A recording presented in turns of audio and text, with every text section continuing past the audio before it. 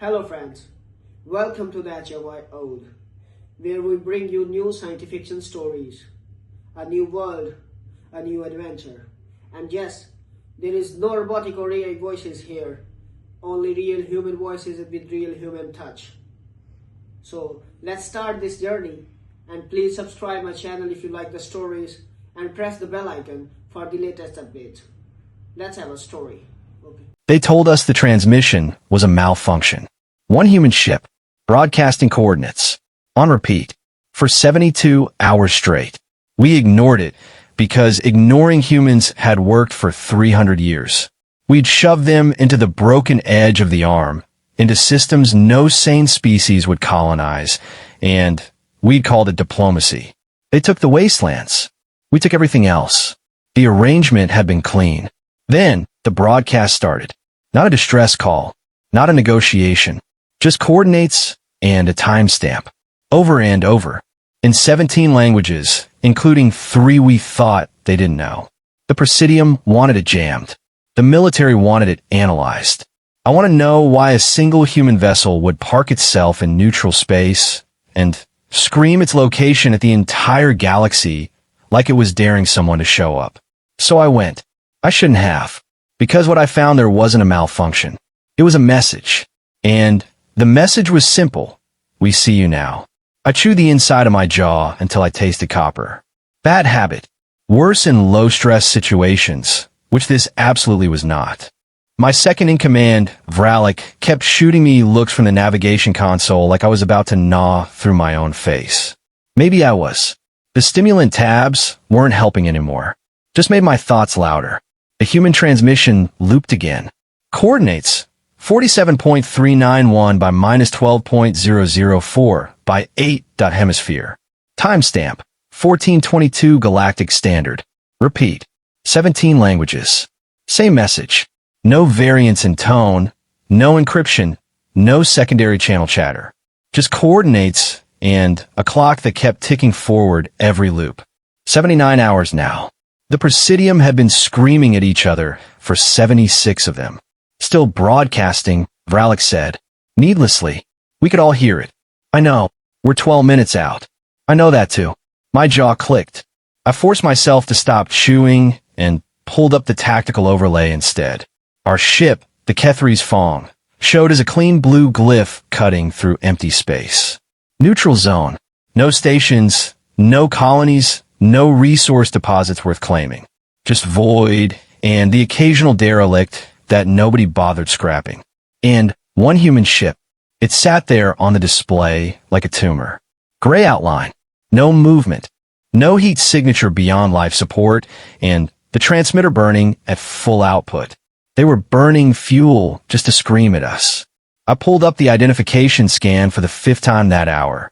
Vessel, TRSC Valdez class. Patrol frigate, outdated human designation, crew complement. 140 to 160 estimated armament. Minimal, 4x ballistic turrets, 2x missile pods, countermeasures, current status. Stationary, broadcasting on all channels, a frigate. Not a dreadnought. Not a carrier. A frigate. The kind of ship humans used to babysit mining convoys in their own gutted systems. And it was sitting in neutral space, alone, yelling coordinates at the galaxy like it had something to prove. Scans clean, Vralik said. No additional vessels in range. No stealth signatures. No debris fields. They're alone. Yes. That makes it worse. Vralik's neck frills flared. Confusion, maybe, or agreement. Hard to tell with him. The thing about humans, they didn't do alone. Not like this. Their entire tactical doctrine revolved around pack coordination. Flotillas, carrier groups, convoy clusters. Even their patrol routes ran in pairs. A human ship flying solo was either punishment detail or bait. And bait needed teeth nearby. Run the scan again, I said. Full sphere. Expand the radius to 2 light minutes. Vralik's frills flattened. Sir, we've already do it. He did it. 3 minutes of silence while the sensor cycled. I chewed my jaw again. Tasted copper again. Didn't stop. Nothing, Vralik said finally. Empty space for 2 light minutes in every direction. No heat. No mass. No distortion. They're alone, I said. Yes, sir. That makes it worse, I said again. The bridge went quiet except for the hum of the engines and the loop of the transmission bleeding through comms.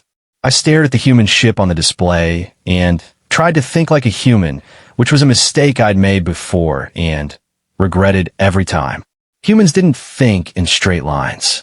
They thought in spirals, looped traps that folded back on themselves until you were standing in the center, wondering how you got there. 300 years of border skirmishes had taught the galaxy that much. You didn't beat humans. You survived them long enough for them to get bored and wander off to break something else. But this wasn't a skirmish. This was a ship, broadcasting coordinates.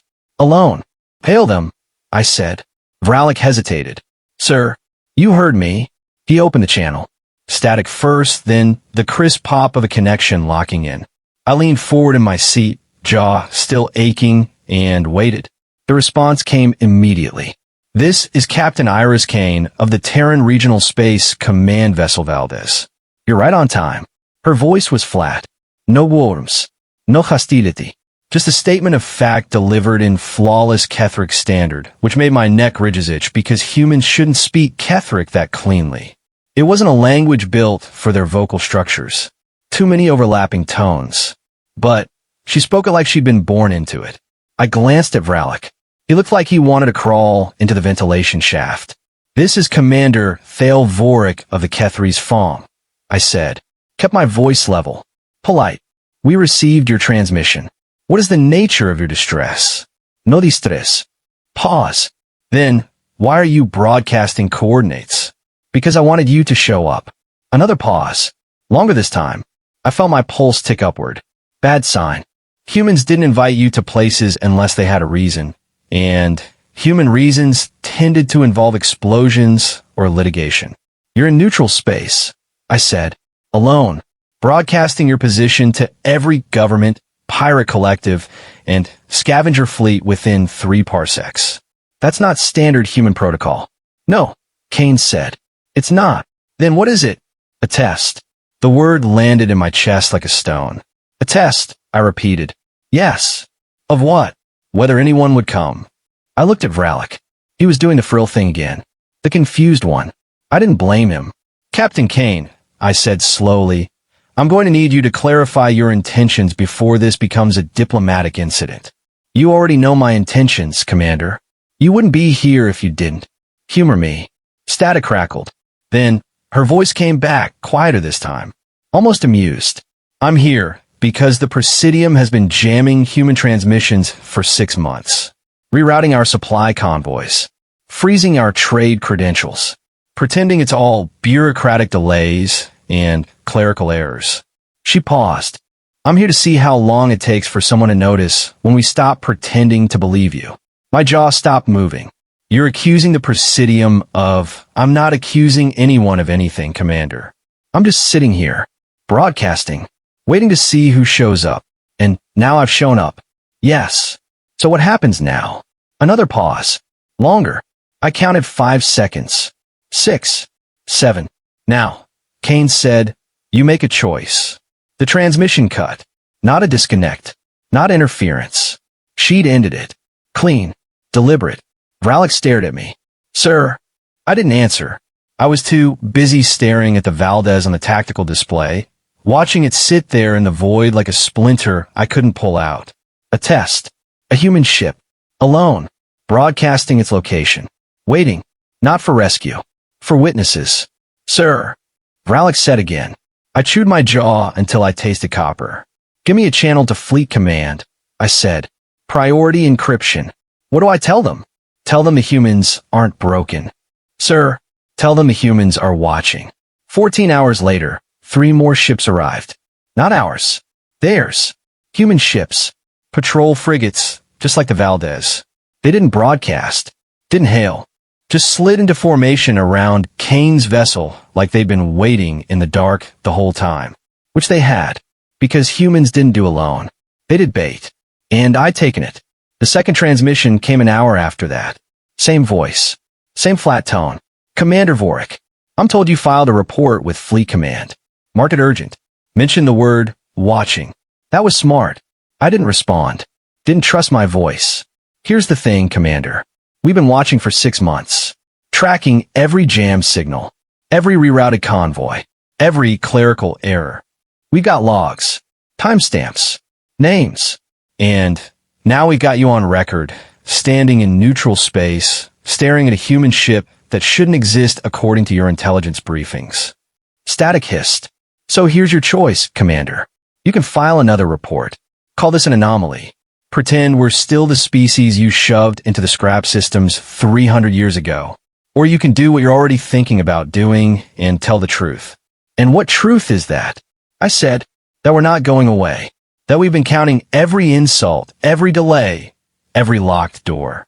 That we've got one ship here today, but we've got 100 more just like it. And that the only reason you're hearing this message is because we wanted you to hear it. The line went quiet. Then, we're not asking for war, Commander. We're asking for acknowledgement. And if we don't get it, she didn't finish. Didn't need to. The transmission cut again. This time, it didn't loop. The coordinates stopped broadcasting. The human ships didn't move. Just sat there, waiting. And I sat in my chair, jaw aching, staring at the tactical display, knowing exactly what choice I was about to make. Because the worst thing about humans isn't that they fight. It's that they make you choose whether to fight them. And they make sure you know what happens if you choose wrong. The Presidium chamber smelled like old metal and fear. I've been standing in front of the council for 40 minutes. Hadn't sat once. They didn't offer. Didn't matter. My legs are used to it. 3 decades of military service taught you how to stand still, while people who'd never seen combat decided whether your career was about to end. Counselor Thrace leaned forward in her seat. 3rd tier administrator. Hated humans on principle, loved procedure more. Her voice came out sharp. Commander Vorik, you filed a priority report claiming human vessels engaged in what you described as, she scrolled through her datapad, deliberate strategic posturing with intent to provoke council response. Is that correct? Yes, Counselor. And you based this assessment on a single encounter with 1 human frigate. 4 frigates, Counselor. 1 broadcasting. 3 in reserve. Her head tilted. You didn't mention 3 additional vessels in your initial report, because they weren't there during the initial contact. They arrived later. How much later? 14 hours. Murmurs rolled through the chamber. Thrace's mouth tightened. And you didn't think to update your report the moment additional vessels appeared. I was monitoring the situation, Counselor, waiting to see what they'd do. And what did they do, Commander? Nothing. Nothing. Correct. She leaned back. Let the silence stretch. Classic interrogation rhythm. Make the subject fill the gap. I didn't. I'd been through worse briefings than this. Counselor Vrain spoke next. Military background, older than Thrace, sharper. Commander, walk us through the engagement again. Step by step. No interpretación. Just facts. I nodded. Pulled up the timeline in my head. Chewed my jaw once. Stopped. At 11:47 Galactic Standard, the Kethries Fong arrived at the coordinates broadcast by the human vessel Valdez. The ship was stationary. No active weapons. No defensive posture. Just a transmission on repeat. Did you scan for additional vessels? Yes, Counselor. Full spectrum sweep. 2 light minutes in all directions. Nothing. Then, how did 3 additional human ships appear 14 hours later without detection? They were already there. The chamber went quiet. Explain, Vrain said. Stealth deployment. Low emission holds. Passive sensors only. They were sitting dark, waiting for someone to respond to the bait ship. Bait? Yes, Counselor. You're saying the humans deliberately lured you into neutral space. Yes. To what end? I hesitated. Not because I didn't know. Because saying it out loud meant admitting I'd been played, and admitting that in front of the Presidium meant the end of my commission. But lying meant something worse. To prove a point, I said. Thrace laughed. Short. Bitter. A point. Yes, Counselor. And what point would that be? That they know what we've been doing. That they've been tracking it. And that they wanted us to know they know. Vrain's eyes narrowed. You're claiming the humans have been conducting surveillance on Presidium operations. I'm claiming they told me they've been conducting surveillance and that they have records. What kind of records? Logs, timestamps, transmission intercepts, convoy manifests, every jammed signal, every rerouted shipment, every bureaucratic delay we've used to strangle their trade routes for the last 6 months. Silence. Then Thrace stood. Slow. Deliberate. Commander Vorik, are you aware of the implications of what you're saying? Yes, Counselor. You're accusing the Presidium Council of engaging in systematic harassment of a sovereign species. I'm reporting what the human captain told me. And you believe her. I believe she wasn't bluffing. On what basis? On the basis that she showed up with 3 additional ships she could have deployed at any time, but chose not to. On the basis that she cut transmission the moment I file my initial report, which means she was monitoring council frequencies. On the basis that she didn't threaten, didn't posture, just sat there and waited for me to make a choice. And what choice was that? Whether to lie in my report or tell the truth. Thrace's jaw worked. I recognized emotion. She was chewing the inside of her mouth. Same bad habit. Different species. Commander, she said slowly, do you have any idea what happens if we acknowledge human claims of surveillance?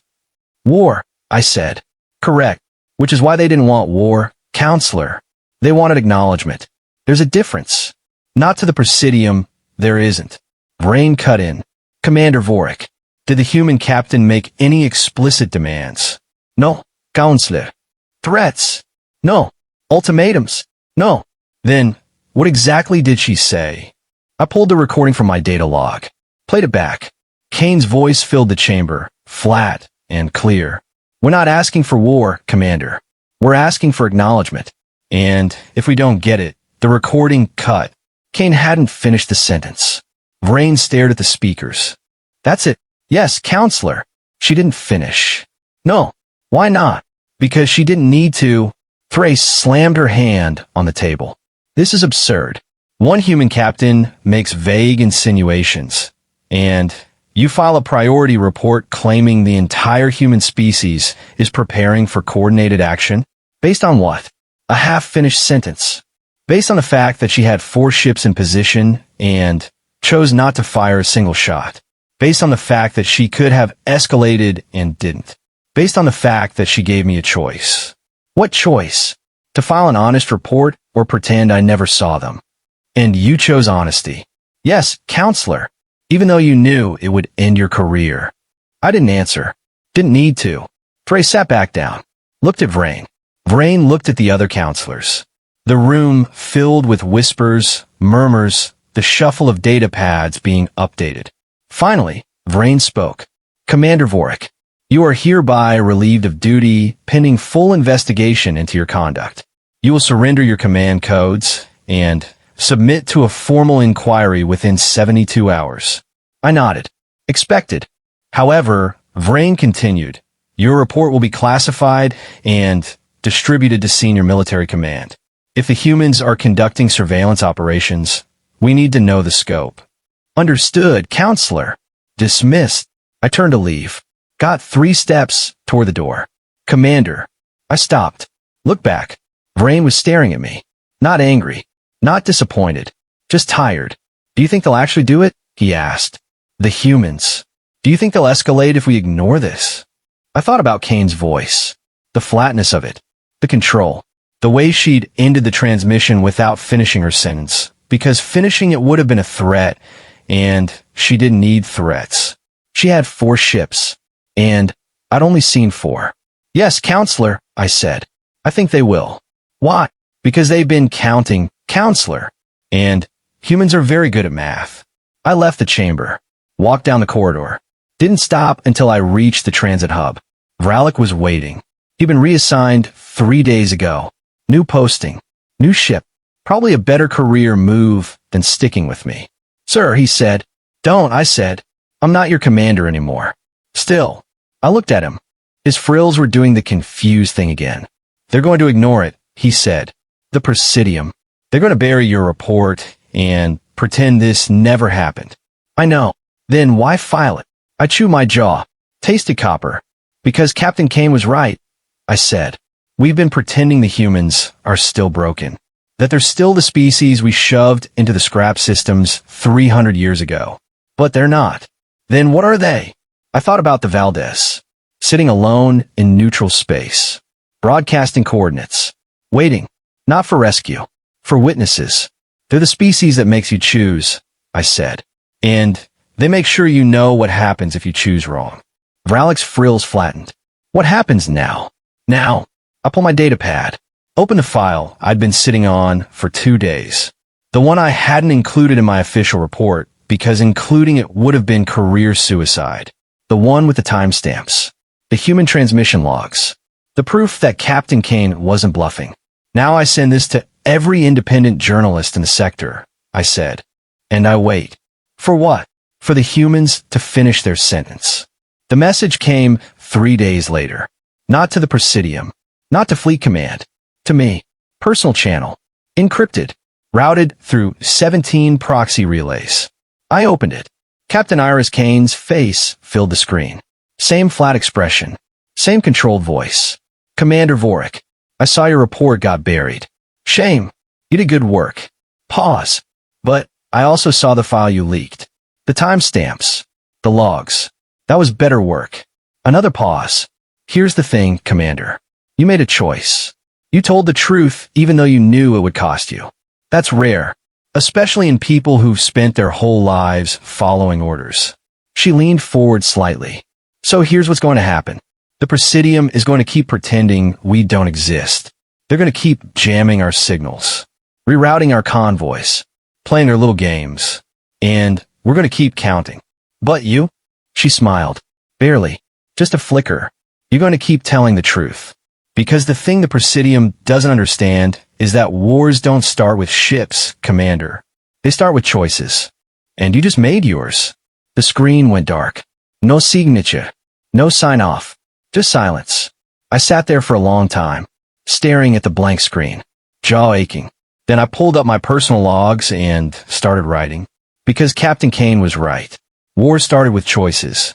And I'd already made mine. 6 months after the Valdez, the Presidium made a mistake. They blockaded New Haver. Not officially. Never officially. That would have required a declaration, a vote, 16 layers of bureaucratic approval that the Council didn't want to file, because filing meant admitting the blockade existed. So instead they called it a quarantine zone. Unauthorized traffic. Potential contamination risk. Standard protocols. Very sorry for the inconvenience. The humans called it what it was.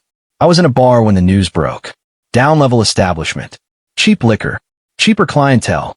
The kind of place where ex-commanders with ruined careers went to drink alone and pretend they didn't care about current events. I cared. The screen above the bar showed the feed.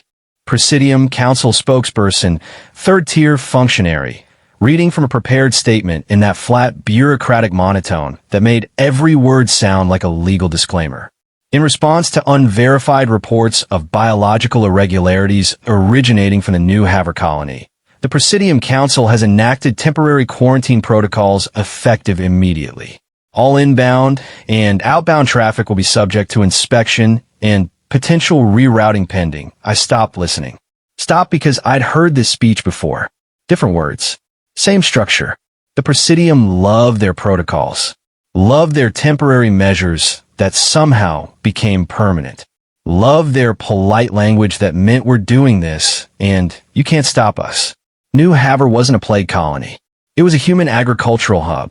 60,000 residents. Grain exports that fed half the outer rim. And now is cut off. No ships in. No ships out. Very sorry for the inconvenience. I drained my drink. Signaled for another. The bartender, a Vrelesh with missing frills and a bored expression, poured without asking what I wanted. He knew. I've been ordering the same thing for 6 months. You following this? He asked, nodding at the screen. No. Liar. I didn't argue. He was right. The feed cut to a different angle. Human response. Terran Regional Space Command. Official statement from someone I didn't recognize. Older woman. Gray hair pulled back. Uniform crisp. Voice steady. The Terran Regional Space Command categorically rejects the Presidium's characterization of New Haver as a contamination risk.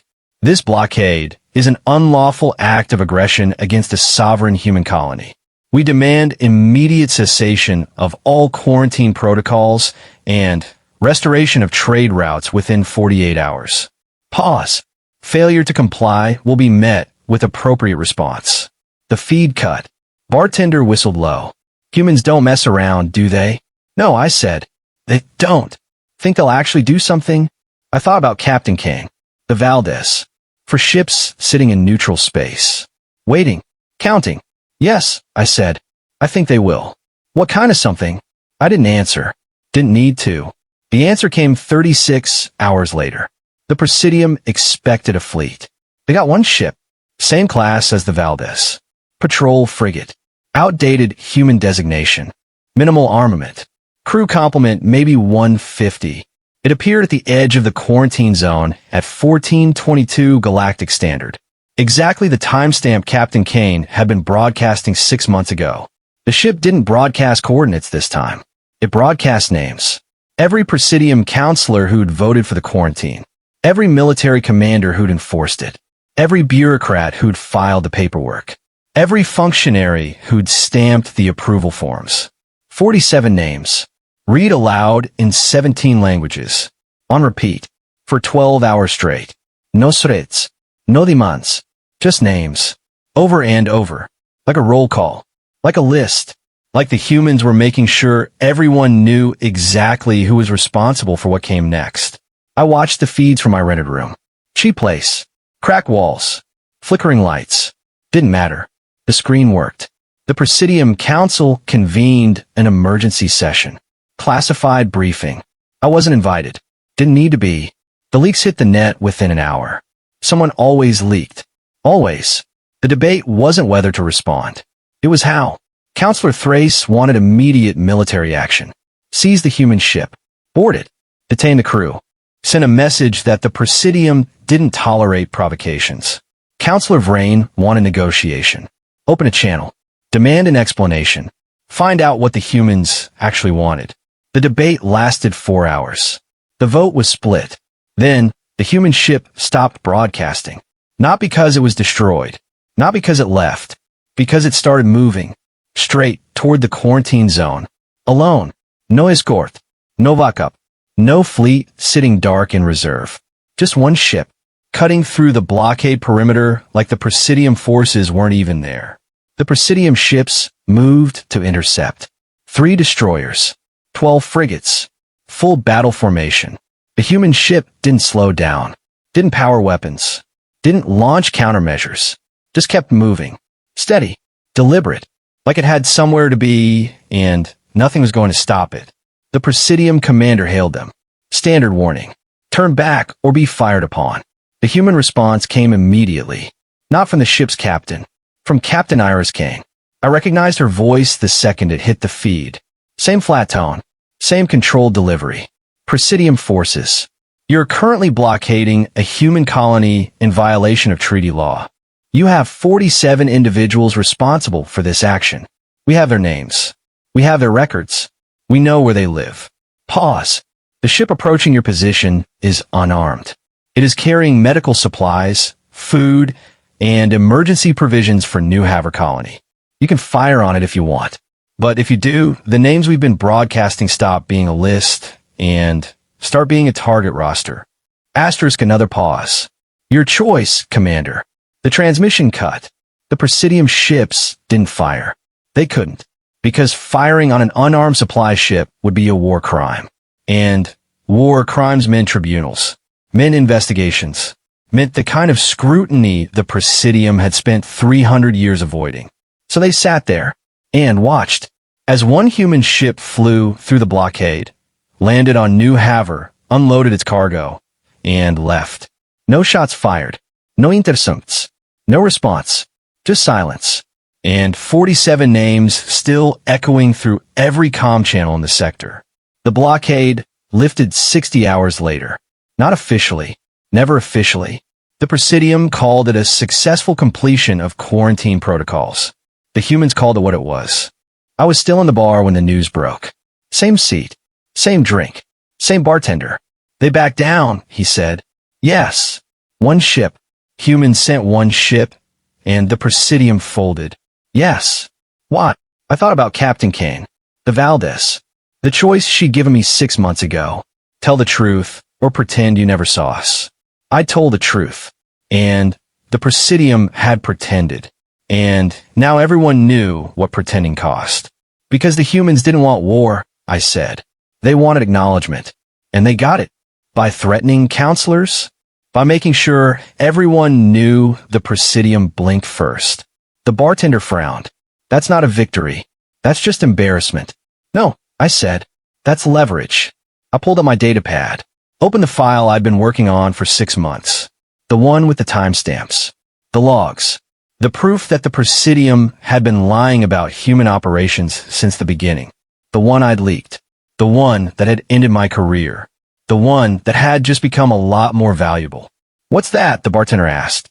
Evidence, I said, that the Presidium has been engaging in systematic harassment of human colonies for 6 months.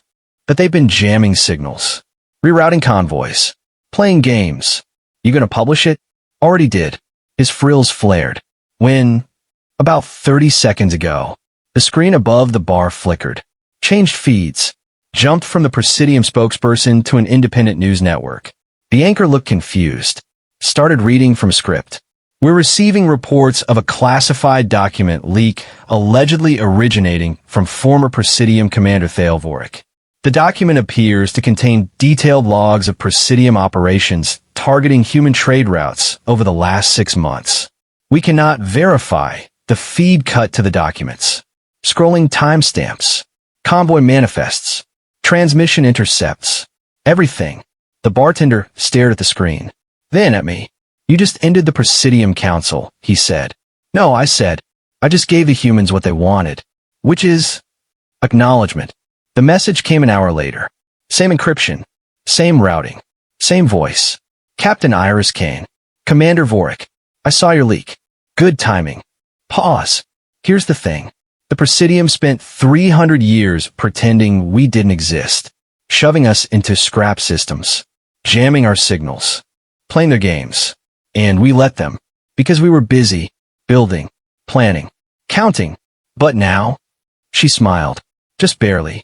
Now everyone knows we were counting. Now everyone knows the Presidium lied. Now everyone knows what happens when you pretend a species doesn't exist. Another pause. You made a choice 6 months ago, Commander. You told the truth. And that truth just changed the galaxy. The screen flickered, shifted to a tactical display. Ships, hundreds of them. Human vessels, patrol frigates, destroyers, carriers, all sitting in human-controlled space. Not moving, not broadcasting, just sitting there, waiting. We're not going to war, Commander, Kane said. We're just making sure everyone knows we could. That we've been ready. That we've been counting. The display zoomed out, showed the entire sector. Human ships scattered across a dozen systems. Enough firepower to flatten half the Presidium's core worlds. All of it already in position. All of it sitting dark. For 6 months. One ship, Commander, Kane said. That's all it took. One ship broadcasting coordinates. One ship flying through blockade. One ship making the Presidium blink. Because the thing about humans? She leaned forward. We don't need to fight. We just need to make sure you know we're watching. That we're counting. That we remember. The transmission cut. No signature. No sign-off. Just silence. And the tactical display still glowing on my screen, showing hundreds of human ships sitting in the dark, waiting for someone to make the next mistake. I sat there for a long time, staring at the display, jaw aching. Then I pulled up my personal logs and started writing. Not a report this time. A warning. Because Captain Kane was right. The humans have been counting. And the Presidium had just run out of numbers. 3 days later, the Presidium Council dissolved. Not officially, never officially, but 12 counselors resigned. 8 were removed. The rest requested reassignment. 47 names. All of them gone. The humans didn't celebrate, didn't gloat, didn't send a single message. They just kept sitting in the dark, watching, counting, waiting for the next choice. And I kept writing. Because someone had to remember what happened when you made a species count. Someone had to remember that the humans didn't fight. They just made sure you knew they could. And that was worse. I saw Captain Kane one more time. Not in person. Just a message. Personal channel. No encryption this time. No routing. Just her face on the screen. Same flat expression. Same controlled voice. Commander Vorik. Or should I say, Journalist Vorik? I didn't answer. Your work's getting attention, she said. People are reading. Asking questions. Wondering how much of what the Presidium told them was true. Pause. That's good. Questions are good. Because the thing about lies, Commander, is that they only work if everyone agrees to believe them. And once someone stops believing, she smiled. The whole thing falls apart. Another pause. So keep writing. Keep asking questions. Keep making them choose. The screen flickered. Because that's what we do, Commander. We make people choose. And we make sure they know what happens when they choose wrong. The transmission cut. I sat there, staring at the blank screen, jaw aching. Then, I started writing again. Because Captain Kane was right. The humans made you choose. And I'd already chosen. Truth. Even if it cost everything. Especially because it cost everything. Because that's what the humans taught me. That the only thing worse than fighting is pretending the fight isn't coming. And the humans? They stopped pretending a long time ago. End of Part 3 Epilogue. The choice the galaxy didn't end. It just changed. The Presidium restructured. New counselors. New protocols. New transparency requirements that nobody actually believed would last, but everyone pretended to support. The humans didn't push. Didn't demand reparations. Didn't file grievances. They just kept their ships where they were. Watching. Counting. Waiting. And I kept writing. Articles. Investigations. Reports. Every Presidium lie. Every human response. Every choice that led to the moment one ship decided to broadcast coordinates and change everything. People read. People shared. People asked questions. And slowly, carefully, the galaxy started to remember something it had spent 300 years forgetting. The humans didn't go away just because you stopped looking at them. They just got better at watching you back. I filed my last article 6 months after the blockade. Titled it, One Ship Against the Galaxy, Why Humans Chose This. It went viral in 72 hours. The response came 3 days later. Captain Iris Kane. One sentence. Good work, Commander. Keep counting. I stared at the message for a long time. Then, I pulled up a new document. Started writing. Because the humans were right. The fight wasn't over. It had just started. And this time, everyone was watching.